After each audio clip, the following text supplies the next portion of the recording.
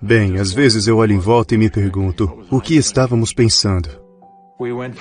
Ficamos por um longo tempo sem recursos, e quando eu digo sem recursos, eu quero dizer sem recursos. As pessoas nos disseram que éramos loucos por apostar tudo. Isso realmente vai funcionar?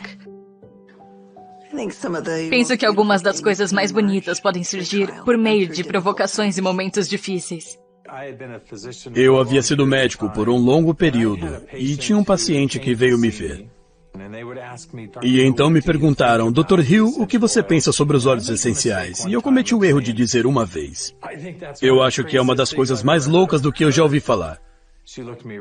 Ela me olhou bem dentro do olho e disse, estou muito desapontada em ouvir isso, porque eles fizeram por mim muito mais do que você ou qualquer um dos seus colegas já fez por mim. Aquilo me intrigou. E com o tempo eu fiquei mais intrigado e eu me envolvi com os óleos essenciais.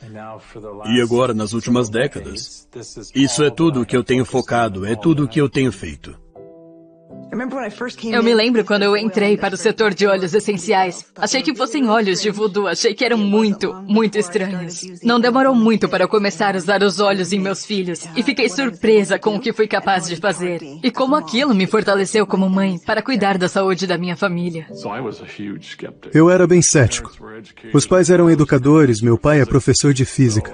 Então eu simplesmente não fui criado com nada. Além da medicina ocidental alopática, aprendi ao longo dos anos como eram eficazes e podem ser, especialmente se forem puros.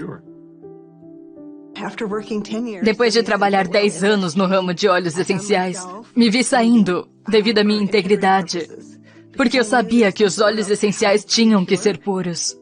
O desejo do meu coração era apenas voltar para casa e criar meus filhos.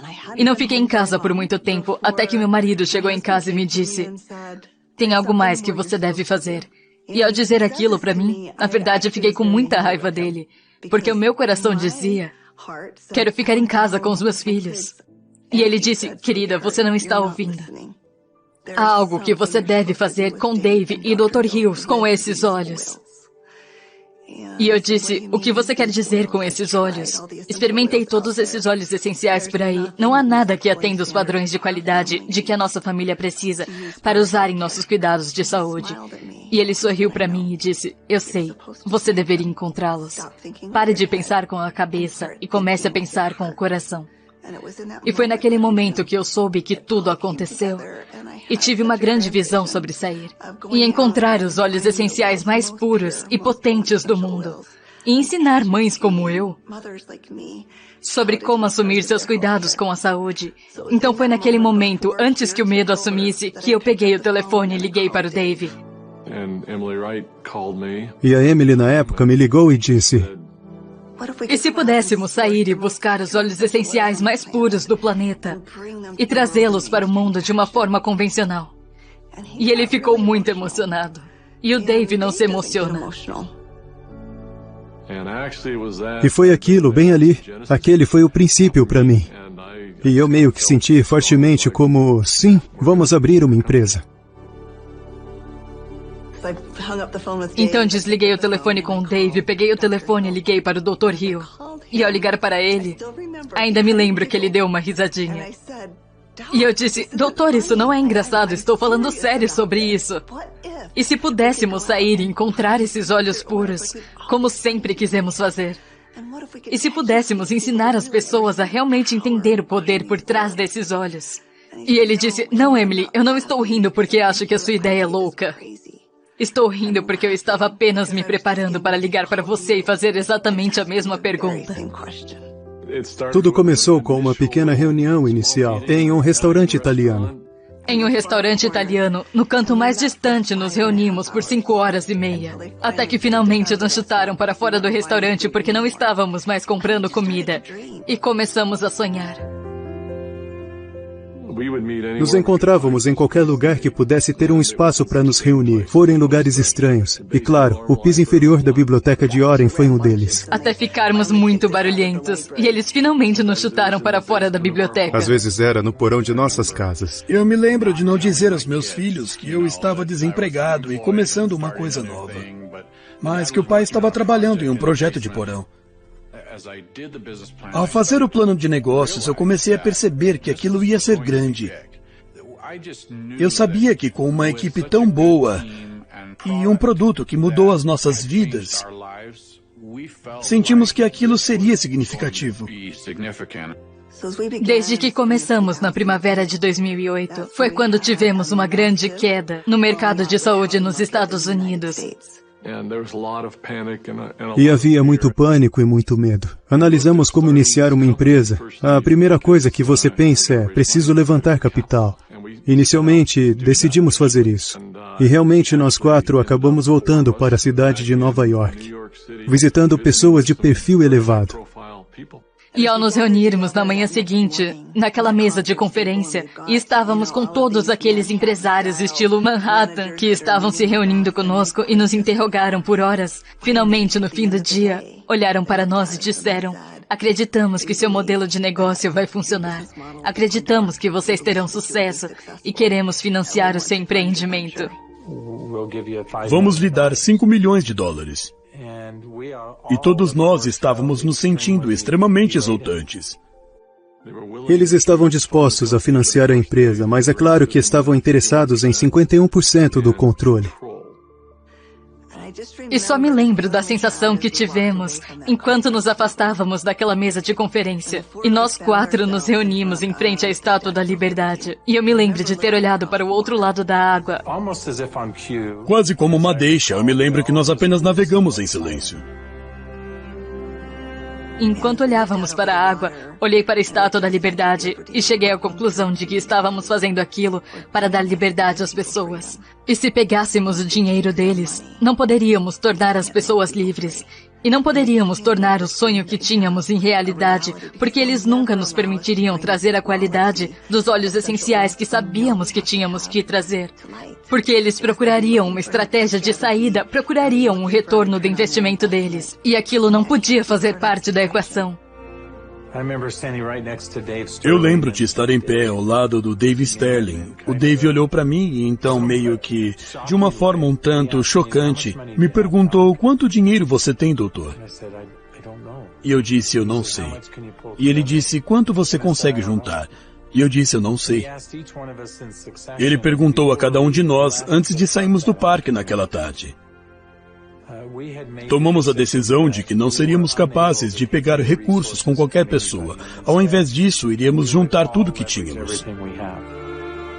Usamos a valorização de nossas casas, sacamos os fundos de aposentadoria privada, liquidamos tudo que tínhamos para esse sonho vir a ser concretizado. E assim que eu disse isso à minha esposa, eu lembro claramente dela apenas olhar para mim e dizer: bom, eu confio em você, você vai cuidar de nós. Vai ficar tudo bem. E tivemos familiares que vieram até nós para dizer: você é um tolo, sua família vai ficar sem teto. Então apostamos tudo, não escondemos nada. Achamos que seria por apenas alguns meses que ficaríamos sem nenhuma renda, mas foram 13 meses. Naqueles meses finais, quero dizer, estávamos comendo apenas amêndoas e iogurte, dizendo aos nossos filhos que eles não poderiam ir às aulas de danças, não poderiam praticar esportes, porque não tínhamos dinheiro suficiente. Mas tendo essa crença de que tudo valeria a pena. E eu me lembro de um dia em que só tínhamos mais $5 mil na conta. $5 mil porque tínhamos acabado de fazer uma grande encomenda de óleos. E não sabíamos como iríamos fazer a folha de pagamento. Não sabíamos como iríamos pagar as comissões. E só para ver como as portas se abrem. Todas as vezes, desde que continuemos a avançar, as portas se abrem. As pessoas nos perguntam às vezes: como é que conseguiram fazer o que fizeram? Mas todo mundo arregaçou as mangas e fizemos todos os trabalhos. E fizemos esse trabalho, mais esse e esse. Eu tinha que sair e encontrar esses óleos preciosos. E então comecei a ligar para as pessoas e cada pessoa dizia: claro, nossos óleos são 100% puros. E foi quando eu percebi que quase todos os óleos essenciais que estão esgotados são vendidos por meio de intermediários. Esses intermediários eram pessoas muito inteligentes e frequentemente com laboratórios muito sofisticados. E o mercado de óleos quase sempre se alterava. A maioria não era pura. A maioria era criada sinteticamente. Eu provavelmente tinha mais de 100 amostras diferentes que tinham sido enviadas para minha casa. E toda vez que nos encontrávamos, o Dave e o Dr. Hill diziam, Emily, você já encontrou os olhos? E eu tinha que dizer, ainda não. Tipo, estamos indo no caminho certo? É realmente isso que devemos fazer? Eu me lembro de um lindo dia. Abri a porta e 5 olhos apareceram, todos no mesmo dia. Eram olibano, lavanda, melaleuca, limão siciliano e hortelã-pimenta. Ao cheirar aqueles frascos, liguei para o Dave e liguei para o Dr. Hill e disse, encontrei os olhos. Eles disseram, não se atreva a abri-los até que estejamos todos juntos. Sabíamos que aqueles olhos eram absolutamente puros e aquilo nos deu confiança suficiente, apenas fé o suficiente para continuar avançando. Lembro-me daquela primeira discussão que tivemos. Conversamos sobre a cultura da empresa. Que tipo de alma queríamos que a Doterra tivesse? E percebemos que esses olhos funcionam por experiência. Percebemos que tinha que ser um modelo de pessoa para pessoa. Tínhamos que juntar as pessoas. Precisamos ter uma cultura de retribuir. Temos que ter uma cultura de cuidado. De braços dados com as pessoas que estão colocando as sementes no solo, que estão colhendo esses produtos, e garantir que suas necessidades sejam atendidas. Atualmente, quando olho para trás com a Doterra, é algo avassalador para mim. Ver o impacto que ela trouxe para o mundo todo. Houve muito sacrifício, mas novamente aqueles foram dias nas quais olhamos hoje com muito orgulho.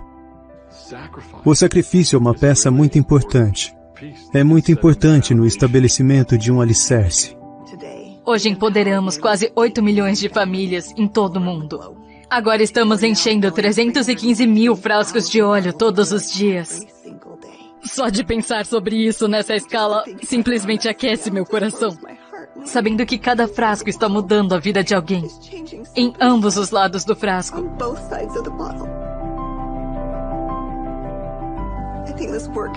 Acho que esse trabalho tem esse propósito. Então, como podemos parar? Temos mudado sozinhos a aceitação dos óleos essenciais na ciência e na medicina. Estamos muito comprometidos com esse trabalho. Somos muito humildes por sermos administradores do que a natureza criou tão perfeitamente para nós. E somos muito gratos por todos os nossos incríveis funcionários, por todos os nossos incríveis consultores de bem-estar, por todos os nossos incríveis clientes em todo o mundo. Não mudamos nossa missão. Não mudamos o nosso propósito. Ainda somos fiéis a essas coisas que desde muito cedo foram importantes. Se estar fazendo a coisa certa era importante, então fazer a coisa certa é importante agora. Se ajudar a prestar serviço para outras pessoas era importante, então é importante agora. Se buscar olhos de maneira diferente e fazer coisas que não tinham sido feitas antes era importante, então é importante agora. Sentimos que, por mais louco que pareça, estamos apenas começando.